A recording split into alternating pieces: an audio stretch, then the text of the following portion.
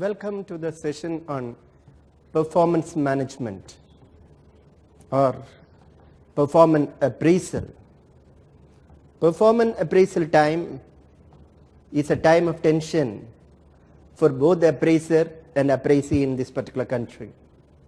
Probably that will be in any part of the world. Between these two, both are uncomfortable, but the appraisee is more uncomfortable. More so, when his relationship with the boss, the appraiser, is not very satisfactory. Why this has come about like this? Can this situation be changed? Are the things which can be looked into? I remember when Greg Chappell was the coach of the Indian cricket team, there was no love lost between him and the team members. He insisted on so many processes, probably based on the Australian system of training. At that point of time, Australia was on top of the world in regard to cricket. And probably he tried to import such training methods into the Indian camp. Definitely it was not liked. There used to be total lot of write-ups in the papers. In that period of time, I remember an article by Narayana Murthy supporting Greg Chappell's method. He said the process should be respected. The process of training should be respected. In that particular context, I also remember an article which was published related to that, based on the sixth thinking hat of Edward de Bono. Both these things can be used profitably in organization, especially to arrive at consensus. Why the process should be respected. In fact, if you come to banking industry now, like any other industry, each and every activity has been broken down into the last granular limit, and the processes have been laid down. People are like in a factory, are doing only certain processes only. The processes are well laid down. If there is a break in the process, it can be immediately found out. And it is also now easy to measure whether one is doing that allotted process as expected. So this particular process-oriented management helps us in the performance appraisal system. All of you are also aware of the famous movie Chuck Day, which is based on the Miracle, another movie from US, based on the victory of the ice hockey of US over USSR. I had the occasion to see both the movies from the angle of studying for motivation. Look at the hero in our own local movie, the Chuck Day. The coach was totally disliked by the team members. Obviously, because he insisted on processes, he insisted on disciplines, he insisted on hard work. Definitely it was not to the liking of the members. A stage game, they wanted to even throw out the coach, but ultimately being a movie, it ended on a happy note. The learning point for us is that when an appraisal is given, an appraisee generally will not relish it if it is against his own expectations. And if the appraiser is honest, he will have to indicate the shortcomings of the appraisee. That is why the tension in regard to the appraisal system itself. If the relationship at the office level is on the footing of a friend, philosopher and guide, and if the appraisee can accept that his boss or somebody else is not his enemy, on the other side he is your well-wisher, he is your friend and a philosopher and a guide, you will definitely look forward to that particular appraisal. You will yourself go and seek the feedback if you have got the trust in the mentor, in the coach and in your boss. Can that be developed in the short run? Is a $1 million question. This takes us to the important aspect of the fear at the time of appraisal. It's because of the sheer fact that we are not able to accept that it is done for the welfare of the appraisee. They always think this is to find certain faults, and accordingly the appraisee is not comfortable with the process. In this context, I am reminded of the saying of Mr. K.V. Kamath, the chairman of ICICI Bank. He stated that after attending some foreign training or seminar abroad, he started insisting that any project started should be completed in 90 days. And he said for an important project, when he gave a deadline of 90 days, with the able cooperation of the members concerned, the work could be completed in 70 days, 72 days flat. In the same article, he also mentioned that he considered himself obsolete at the end of every year, and he needs a rejuvenation to find out new ideas. And for that, he said, he listens extensively to others, and he also reads extensively to get new ideas concerned. The point for us from the angle of this subject called performance management is that if people at the level of Mr. Kamath can say that he becomes obsolete at the end of the year because his own knowledge gets limited, what about people like us? So it is necessary to look forward to this PMS, performance appraisal, with the hope that our shortcomings will be pointed out for our own improvement. Whether people will give credit to Greg Chappell or not, it can be said that thereafter the performance of the Indian team went up significantly. We became in the world beaters. For whom the credit goes, we do not know, but I think Greg Chappell also will get some part of the credit, because we are a product of the teachings of so many people in our life. So the purpose of performance appraisal should be a mutually rewarding one. The word appraisal need not frighten us. If our performance is good, we need not be worried about it. And if our performance is not up to the mark, we should be necessarily worried about it. Because having asked us the task well, if the performance is not, that is why only a student who has not performed well is afraid of the result. If the student has performed well, he or she looks forward to the result because he may be expecting very good grades or marks. Same case with performance appraisal also. So when the employees can give a feedback, in fact the last unit we talked about feedback and reward system. We want the employees to give feedback openly about whatever is happening. When the employees claim for the right to give feedback to the management now gives feedback about his performance. Because the management employed the employee, not vice versa. So the employees has a duty to perform as per the laid down rules and regulations, depending upon the work atmosphere given, and they have got every right to point out the shortcoming. And that culture should be imbibed from the very beginning. There is a feedback mechanism both the ways, and every year during the performance appraisal, it should be a mirror will be placed before you about your own performance, and it's for your own improvement. So the purpose of HRD is to develop people so that they can contribute their best for organizational growth, which of course is well known. Performance appraisal helps to identify the impact of HRD, whether the HRD efforts have been successful, whether the training efforts have been successful, whether the reward measures efforts have been successful, so that they have performed to meet the organizational goals. So corrective actions can be taken based on the finding during the performance appraisal.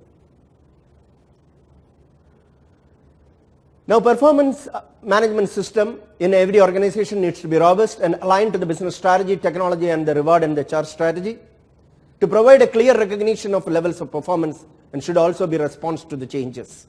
In this connection, it is better to re-emphasize the word. The relationship at the branch level should be taken to the level of a friend, philosopher, or guide. It is the duty of the managers, the supervisors, the appraisers to instill this confidence in their juniors, then instill that openness in their particular juniors, that if there is a problem, it need not be hidden, it can be brought to the fore. There are so many organizations where the problems are not brought to the fore for fear of consequences. And such problems finally land the management into huge problems. So even if a small mistake is there, if that is hidden, later on it will cascade into some huge problems concern. So that is why it has been mentioned, what the manager thinks about the employee is important. The old saying that the McGregor in his theory said theory X and theory Y. Even today people think in generally, and it may be true also, the theory X says that the employees are basically lazy and work hours and they work for money only. This thinking is there everywhere. All of us think only we work and all others are lazy actually. Probably it may be drawn from this particular theory. More so when we employ somebody, we always see the employees are not paying. Take the case of employing a housemaid at home or somebody for your own housework. You always feel if you are not looking, that fellow will not do the work at all. That's one level of thinking, theory X. However, the theory Y says the people believes that employees are self-directed and motivated to do work. All of us are working. Are we working because somebody is watching us? Are we working because of the fear that somebody will catch us napping? No. We work on our own.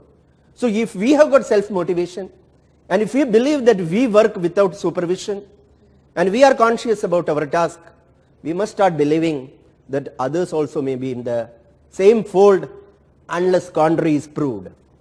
If the man is not found lazy, let us presume that he is also self-directed. Needs to instill belief in theory Y among managers. From the bottom to the very top, we should have a system of telling that I trust my employees, I trust my juniors, whether I am there or not, they will deliver. This type of message should be given, and when you give the trust to your employees, I am sure they will also rise to the occasion.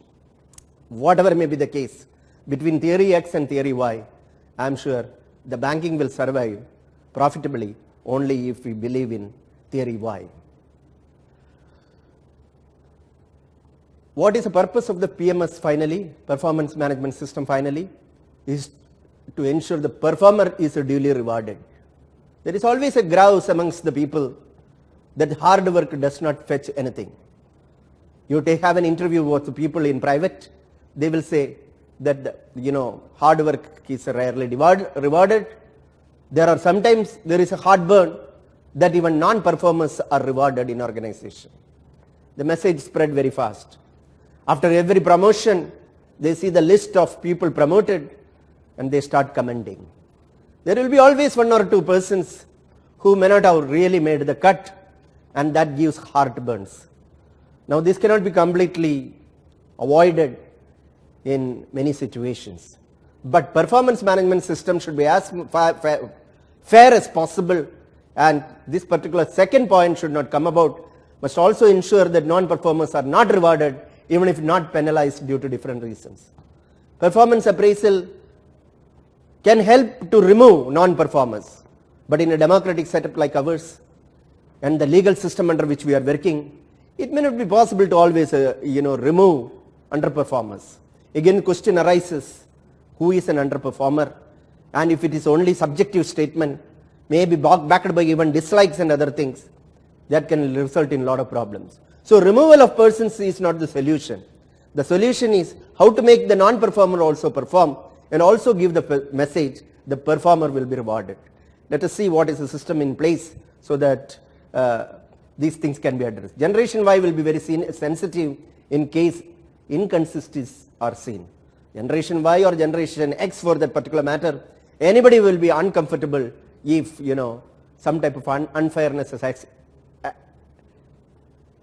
taken place, at least during promotion or rewards or incentives or whatever it is. Most of the organizations nowadays the incentives are given, but it cannot be kept completely secret. In a true private organization, it is not known what X draws, Y does not know about it.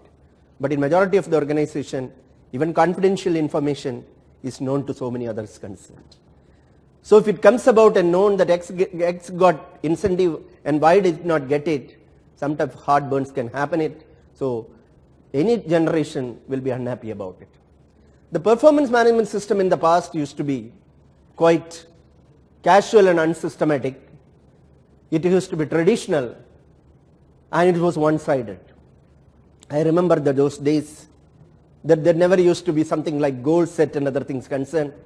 At the year end, we will come to know that a confidential report is written. It used to be called as confidential report. You will never know about it, what your superior writes about it, and it goes to the file year after year. And during the promotion it is found out. Even there it is not mentioned why one is promoted or not promoted. It's found out that his confidential report is not up to the mark. So from the confidential report, now it has come way to the last thing, mutual goal setting. In the new performance appraisal system, the goals are mutually set, mutually more or less discussed, and mutually agreed upon. So it has traversed a lot. What again is the objective of PAS? Is it judgmental or developmental or counseling by superior? In the past it used to be only judgmental. It only say the person is good or bad. It did not go to the aspect of even developmental. Today the PMS helps to identify what developmental roles are expected. Even in the PMS the shortcomings are indicated and appropriate training and exposure is given. And finally, that important point, counseling by superior. The superior is now asked to play an important role in counseling the employees. In practice, let's come to now the practice, what's happening in regard to that. The PMS helps to rate people, not rate people for ranking. It provides information for promotion. It provides information on weaknesses. It improves supervision, because now supervisors have been given the responsibility. You have to closely monitor, you have to give the target, you have to find out whether it has been met. So the improved supervision, it leads to better interpersonal relations. When they know that this particular annual exercise has to happen, and there are mutual discussion to find out about the performance. In some banks it is done even at 3 monthly intervals. So naturally the mutual interactions develop, interpersonal relations improves. Many places not fully successful due to lack of trust and openness. Of course this is a gradual process. Whatever we are discussing has come about only in less than 10 years. In some cases it is as late as 5 years. So to that extent it will take time to stabilize. Some of the industry experiences we will shortly say that. But the important point is PMF system has come to stay now. And the last point here, that it is going to rating of people. A person is rated in the performance. In another bank the other day I was talking, a rating scale of 0 to 100 is given. And people who gets a 90, 95 only will be considered for special treatment, special positive treatment. So the PMS helps to set performance standards. It helps to communicate to staff what's happening. It helps to measure performance. It also helps to compare benchmarks and identify deviations.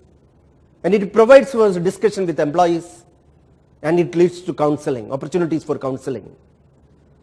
And finally, it helps in positive measures like increments, promotions, training, etc. If it is a purely private organization, this rating also lead to removal of unwanted staff or non-performers. Traditional methods, as already mentioned, self-appraisal, appraisal by the employee, appraisal by superior, and review by higher authority. Here there is no communication, does not take place. He gives his rating, give it to the next level, he gives his rating, and it goes to superior, it closes. All confidential. That is a traditional method. But in the new method with which we are now concerned, the management by objective takes place. Everything is documented, measures take place. Assessment centers are set up, separate bodies are there, institutions are there. It assesses the people, especially at the time of recruitment. Some of them even for promotion. People are sent to assessment centers to find out their suitability for taking up leadership roles. So assessment centers have come about, assessing the potentials. When potential appraisal is to be taken place, assessment centers are really good, and it is unbiased. A third party is assessing you. Then human asset accounting method has been taken, another method is in place, and 360-degree appraisal is being adopted nowadays. 360 degree appraisal should be welcomed. This one opportunity where you are assessed by different stakeholders. There is nothing to be feared about it. It's worth repeating, emphasizing. I had the occasion once to get a 360-degree appraisal, and it gives a positive feedback to the particular individual. Totally, unrelated people, totally, unbiased feedback you can give. If 5, 6 different quarters it is coming, say from your superiors, your peers, your juniors, and your vendors, and probably even the customers, and if they give, naturally, a balancing will take place. And some of the questions I have seen in 360-degree are so framed in order to help this particular individual. One question only I will just say that, if you want to give a suggestion to this person for improvement, what is the suggestion you will make? So if 10 people make that particular suggestion, I am sure some of them will be really, really useful. So 360-degree appraisal should be welcomed.